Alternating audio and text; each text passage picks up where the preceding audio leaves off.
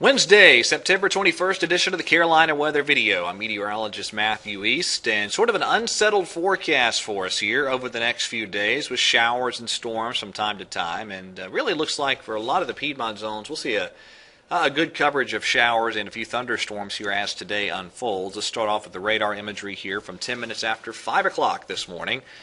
And at that point in time, you had a pretty good covering of some rain in parts of the foothills in the southern Piedmont in places like Hickory, Lincolnton, down towards Shelby and Gaffney, South Carolina. Also some thunderstorms in central Georgia and down in the Georgia and South Carolina coastal waters. Some activity that during the early morning hours down that way. Now, what's driving all this is a little piece of upper level energy that's right about here, and that's lifting northeast, interacting with the pretty moist air mass we have in place, and the result is pretty good shower and thunderstorm chances here as we go through the course of today.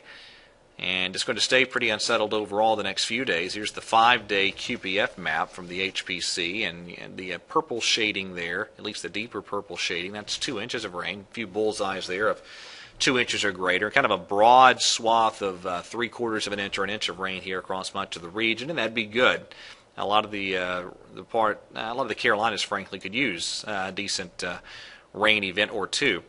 Before I get to that, let me go back to the temperature map this morning. And there's your next push of cooler air. It's in the Rockies and parts of the northern plains states, and we will eventually see some of that cooler, drier air settling in here. But boy, upper level low, always a forecast headache here, and that's certainly the case again this week. That's what the upper air chart looks like this afternoon. And again, this is going to turn into just a plain old-fashioned closed upper air low here over the Midwest.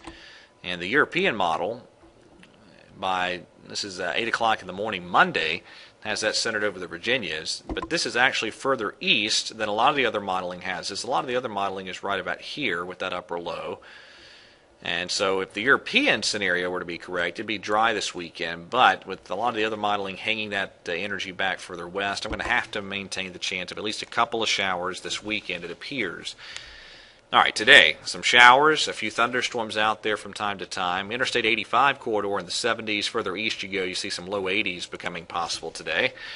Tomorrow, at least a chance of some showers and thunderstorms continuing. A lot of us trying to bump up toward the low 80s tomorrow and on Friday, it appears.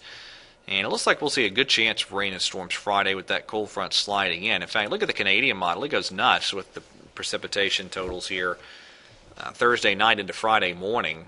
So it does look fairly unsettled, certainly, over the next few days. Now, over the weekend, I've kind of caved, and even though the chances of rain don't look overly extensive, I've gone ahead and thrown in the chance of a loose shower or storm on Saturday and on Sunday.